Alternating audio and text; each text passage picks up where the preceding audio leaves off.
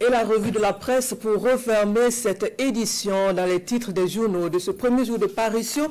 Deux sujets ont retenu l'attention. La victoire des étalons U17 face à l'Allemagne à la Coupe du Monde des cadets et au plan national, le lancement officiel de la campagne de solidarité. Des précisions dans ce point, signé Mariama Tamboura. Demesra, la voie de la solidarité nationale tracée, titre le journal Le Pays. C'est une campagne nationale de sensibilisation et de communication sur la solidarité. Une démarche du cœur, selon Citoyen, qui reprend les propos du chef du gouvernement, appelant à ce que le flambeau allumé éclaire la marche de la nation et qu'il soit transmis de main en main, de région en région, de génération en génération, jusqu'à ce que la lumière de la solidarité couvre tout le Burkina Faso. Car se tendre mutuellement la main, même par de petites actions, c'est bâtir une nation unie, plus digne et plus forte.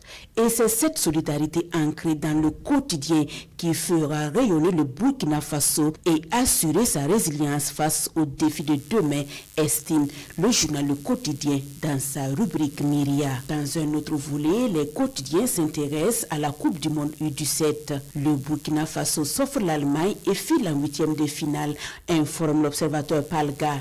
Cette victoire de bébé étalon restera à n'en pas douter la plus retentissante des succès du football burkinabé sur la scène mondiale. Ce n'est pas seulement une nation européenne que l'on bat ou encore un cadeau de football mondial, mais c'est le champion du monde en titre dans la catégorie des cadets que le Burkina a mis dehors, précise l'Obs. En s'offrant le scalp du champion en titre selon Citoyen, les poulains d'Oscar Barrow donnent un signal fort à leur adversaire des huitièmes de finale du mardi 18 novembre prochain, l'Ouganda, elle qui a éliminé le Sénégal 1-0.